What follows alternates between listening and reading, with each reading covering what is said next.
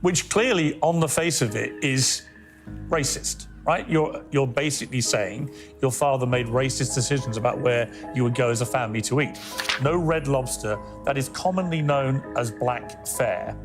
And you also shared another story about your family and restaurants. It said, before me and my sister were born, my family had a saying about Olive Garden that contains the N-word that we're not allowed to say.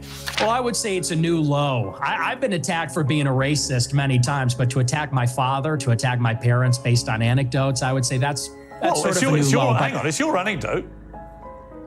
Yeah, but he's not here to defend himself. You are. They're always coming up with, no, it's not the Jews. No, it's not women. No, it's not blacks. It's actually really complicated. No, it isn't at all. Jews are running society. Women need to shut the up. Blacks need to be imprisoned for the most part. Men who commit murder in America. What was the percentage you gave me? It's 1 in 20. 1 in 20. It's 1 in 100. No, it's 1 in 20. No. Less than 1 in 100 black US men commit murder. That's the most up-to-date crime statistics in America. That's not true. I've seen other statistics. I'm a new generation of white person. I'm not living around blacks. Sorry. You know, I want white kids, and I don't want my white kids bringing home black people to marry. It's racial for me. Basically saying, yeah, I'm a racist, aren't you? Yeah, I'm fine with that. You're fine with saying you're a racist? Totally. Hello, everybody. Guys, don't hate me for showing you this, but I think it's worth to see how sensitive, how moronic this little boy is.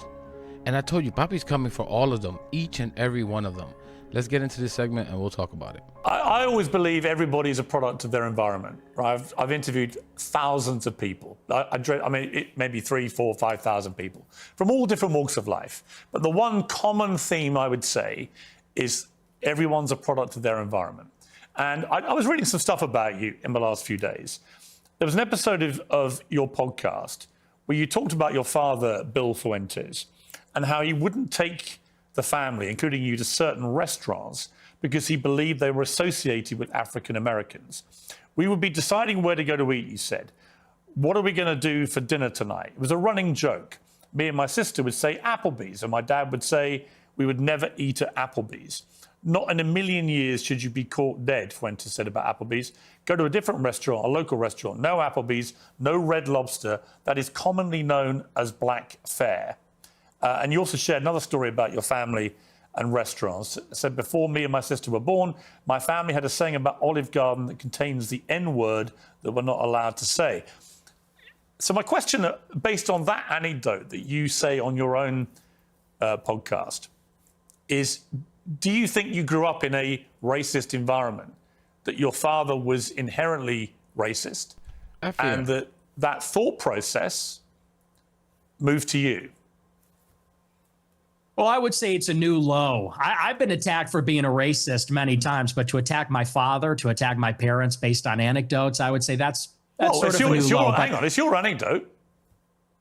Yeah, but he's not here to defend himself. You are. And my parents are. You told the story. And I will. And I'm not trying to ambush you. As I said at the start, Nick, to be clear. No, it's not an ambush. Nick, to be clear, I think everybody I'm not understands. ambushing you. I'm literally reading an anecdote that you revealed on your podcast. It's you that's put it in the public domain. I know. I'm simply asking you whether my assessment of that, which is that your father didn't want to take you to certain restaurants because of what you refer to as, they were commonly known as black fare, whether that attitude to African Americans in that instance permeated to you.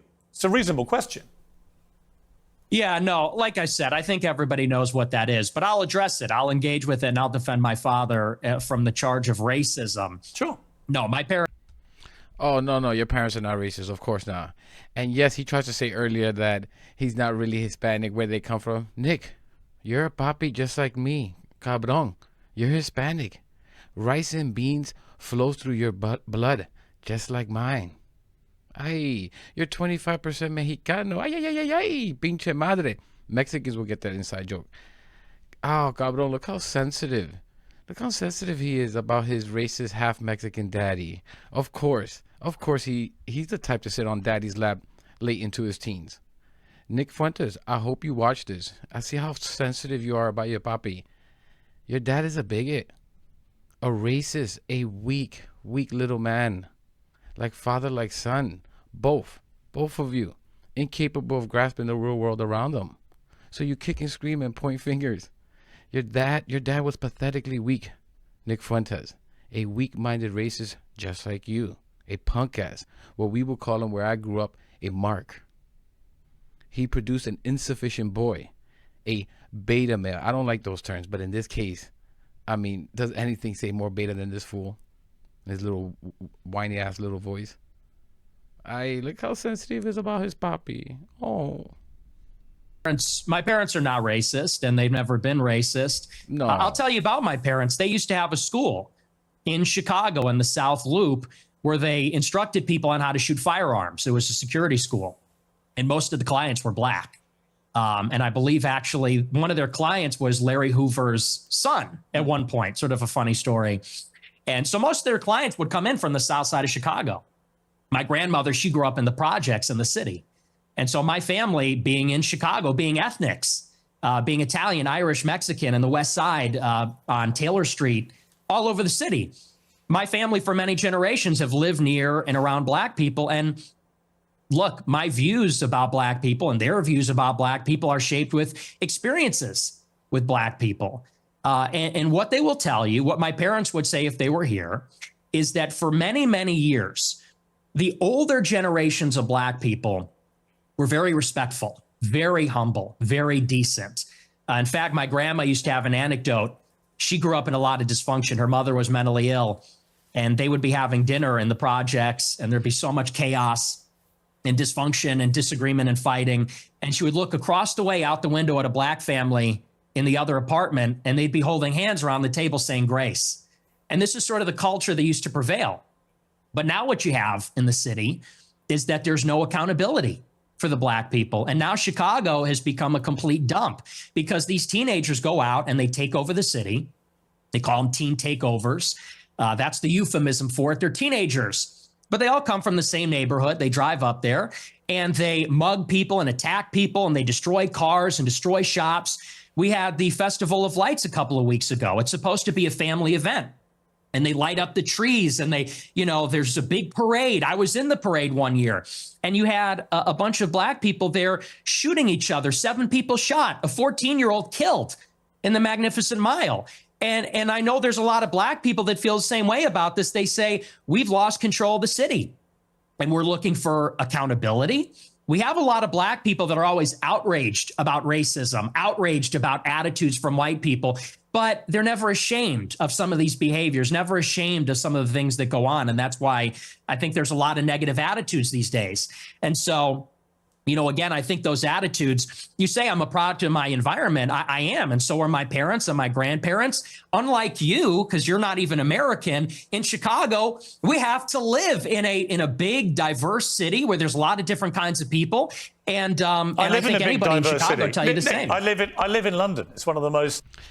And guys, you see how this little snake purposely leaves out Hispanics when he talks about black people. Like, Hispanics are not doing the same exact shit. As a quarter Mexican, by his logic, what are the Mexicans doing? Where does the fentanyl come in from this country? Where does most of the fentanyl come from? I would say it's Mexico. By his logic, we shouldn't be having any Mexicans in this. Like, this little snake purposely tries to just section off black people. Like, Hispanics are not right there. Because drug cartels are ran by black people, right? Where 90% of the drugs come into this country are coming from black countries. As a Hispanic, I'm telling you, do they come from black countries, pendejo? Like, effing snake. Because this is the thing. We have parallel lives. Us Hispanics have parallel lives when it comes to black people and how we are viewed in society. And this is the problem where it gets mixed up. Because someone like Nick Fuentes could be considered Hispanic, and I'm obviously Hispanic.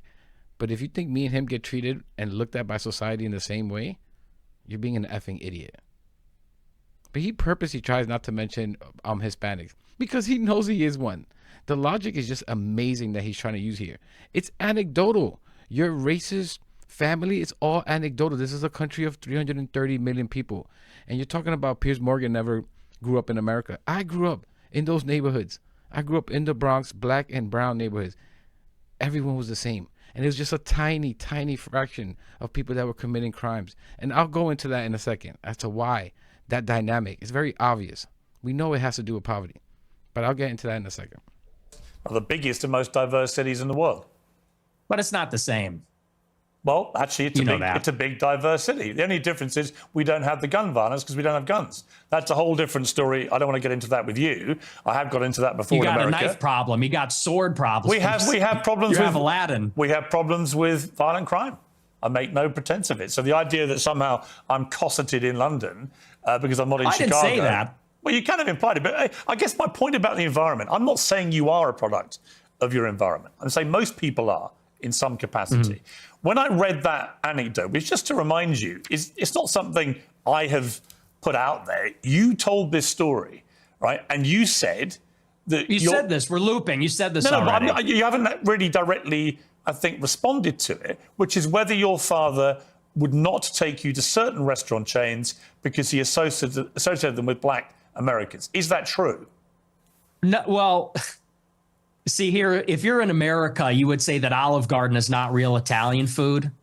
Applebee's, TGI Fridays, this stuff is a load of crap. My dad was just a food snob, but no, it's got nothing to do with that. My best friend in first grade was a black guy. We're not a racist family. So okay, so when you told the story, I'm just curious. So when you were 6 years old, you idiot, in the first grade. Like last time you remember not having hatred for black people was when you were 6 years old? What in the F? Guys, maybe us Hispanics do need to get the F out of here. We got Nick Fuentes over here creating a new Nazi party.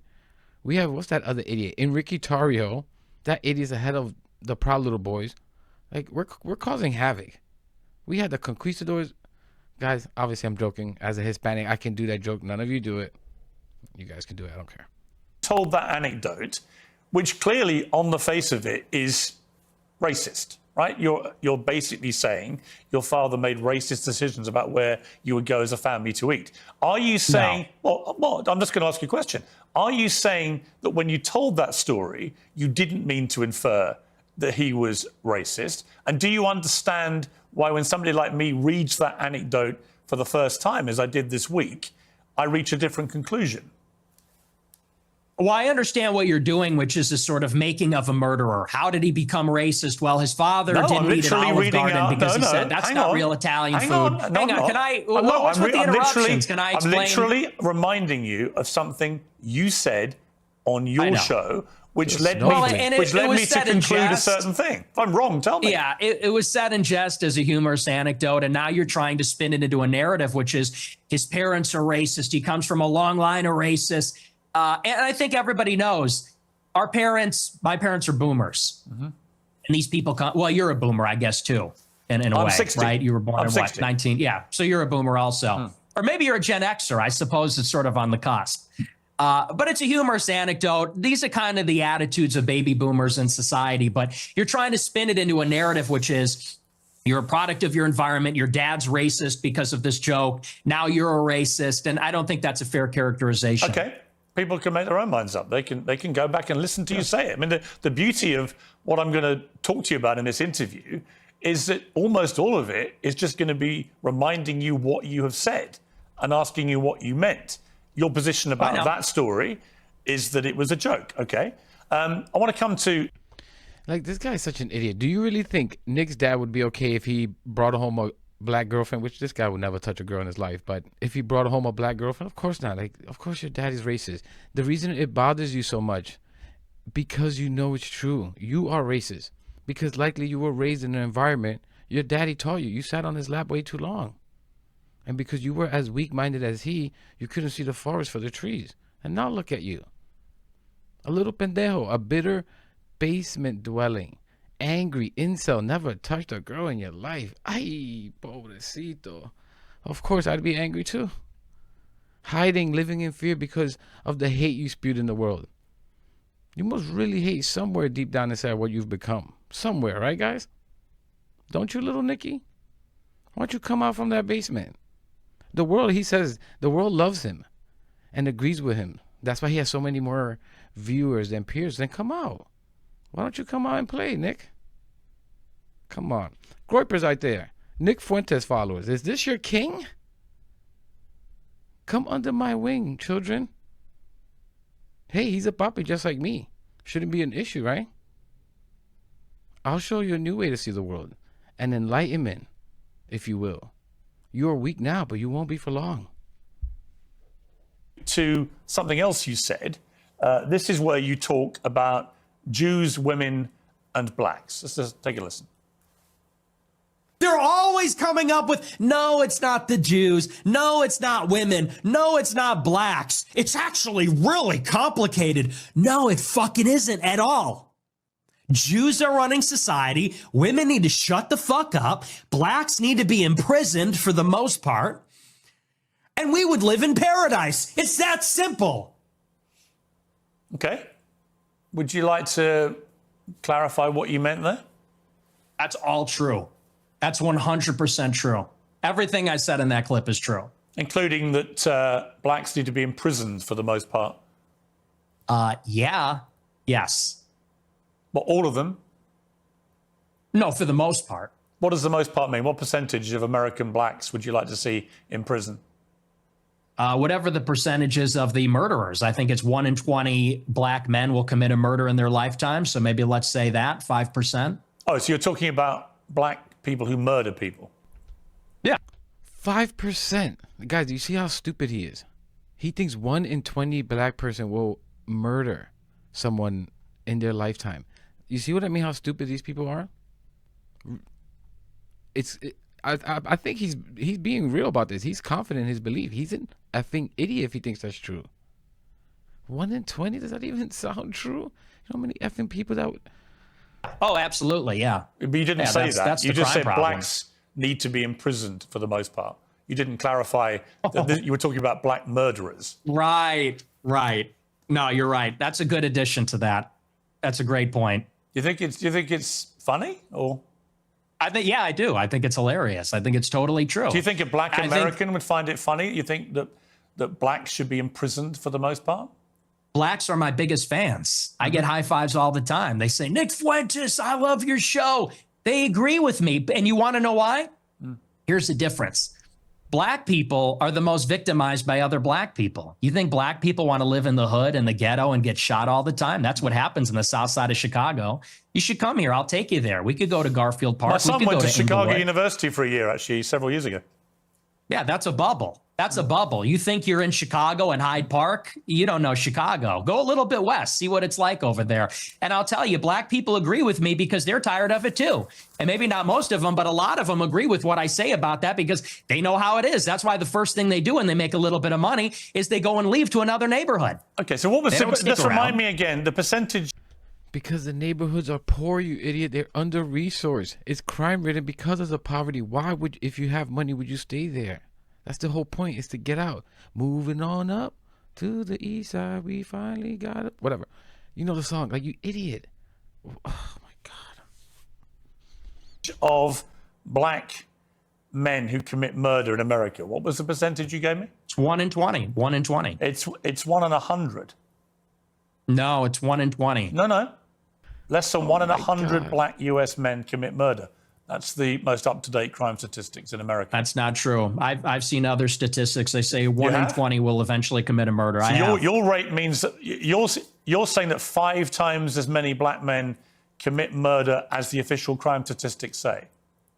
Yeah, there's a report, I believe, on X by Data Hazard. I'll have to go and double check that for you. But yes, there's some pretty shocking evidence that says that it's far more alarming than you would think. Okay, but you would accept that the official crime statistics are 1 in 100, or you wouldn't accept that statistic? I don't know. I don't have it in front of me, but I've seen other evidence. Like I said, Data Hazard on X, I believe, produced a report about a year ago. It said 1 in 20.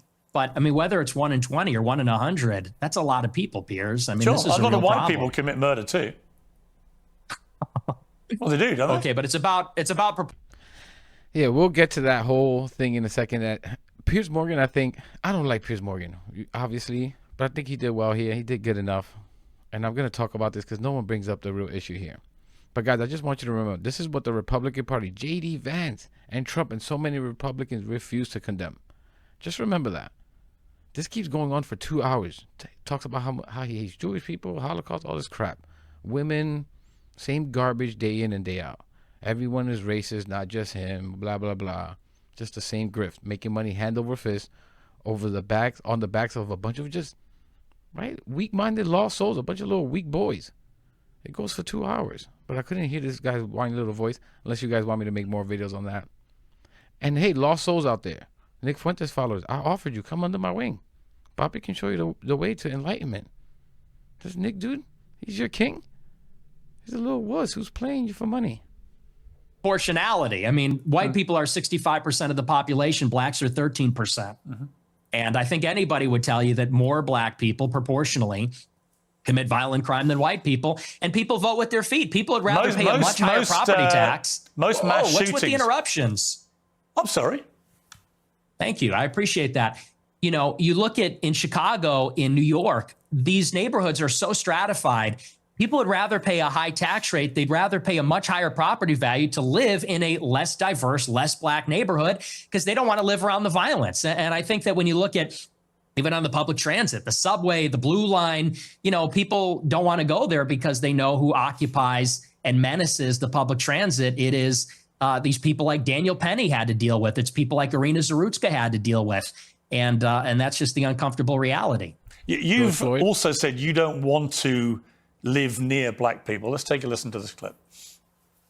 I'm a new generation of white person. I'm not living around blacks. Sorry. You know, I want white kids, and I don't want my white kids bringing home black people to marry. It's racial for me. And call me racist. Oh, very Christian of you. I don't give a fuck. I mean, it couldn't be clearer, really, unless you want to say that's another of your jokes. But you're basically saying, yeah, I'm a racist, aren't you? Yeah, I'm fine with that. You're fine with saying you're a racist? Totally. I think everybody's racist. I think everybody, if we're being honest, is racist. I think everybody, the only people that aren't racist or pretend not to be are white people to their detriment. Everybody else is racist. But earlier in the interview, you really got aggrieved at the idea that your father was a racist. You wanted to make emphatically because sure my father's... He's not. Because my father doesn't share my same views on that. So he's the exception to the everyone's a racist. Well, everybody's a little bit racist. You're right. So maybe everybody... The difference is you're attacking my father. You know, he could get fired from his job. I'm not attacking your father. You are. No, I'm not. I don't know your father. And to be clear, All right, I'm done with... Actually, let me just finish this last piece. I have no knowledge about him at all, Well, then let's leave him out of it. Well, let's leave him out of it if you don't know him. Hang on, Nick. You put that story into the public domain on your show. I'm simply reminding you of what you told everybody, millions of people, about your father. If you now want to retract it, fine. If you want to say it was a joke, which is what your position was earlier, fine. But I'm allowed to put to you things you've said publicly. That's not unfair. That's not me targeting your father. You put that story about him out there. You know what you're doing. You know what you're doing. I'm asking you about a pretty shocking anecdote, which to me looked like you were saying your father made decisions about where you as a family would eat based on skin color of people who worked at these places. If you say, or use them, if you say that is not what you meant, that's fine. You can respond any way you like. But the idea, I can't ask you about it without... Yeah, all right, I'm done with that. They just keep going on, and yeah. This is the thing. Your dad is a racist, Nick Fuentes. Your punk ass dad, I hope he loses his job. He's a punk ass just like you. He's a bigot just like you. And of course you'd have daddy issues. Look at his face. Guys, come on, groypers out there, you could do better than this. Incels out there, you can do better than this. What do you want? I said this, but you want women? Papi can help you get women. Papi can help you be more likable. This is the thing. Both these idiots don't mention, and I think Piers did okay here, right? Don't mention anything about poverty and what that cascades into in this country full of drugs and effing guns. As I've mentioned before, I grew up one of the poorest guys in one of the most dangerous streets or areas in the Bronx. Grew up with black people and Hispanics pretty much split down the middle. If you think black people were committing all the effing crimes, ay, pobrecito, you got another thing coming. Hispanics, guys, I can tell you on and on about them, about us. And it's because it's not a black or brown thing. It's an effing poverty thing. And when you try and generalize people like this, it affects good and black brown people trying to do good, which is 99% of the people in the neighborhood, right? Just working their ass off trying to get by. And what happens is, because of this kind of generalization, black and brown people, guess what happens? They get passed up for promotions and jobs because of the perceived character of said black people and brown people. Hence why you have unemployment rate is double for black people right now than it is for white people. How the F do you think that happens? Shocker. This is why demonizing is so effing dangerous, why I push back on it each and every time. Because then it then perpetuates the problem where more and more black and brown people, guess what? End up unemployed, in poverty, because of just societal views. And then guess what comes up? Crime. Like, of course, crime rate is going to skyrocket. Oh my God, how did that happen? We only just mixed every single effing ingredient needed to make it happen. Make the cake form. And you're shocked that you got a cake out of the oven?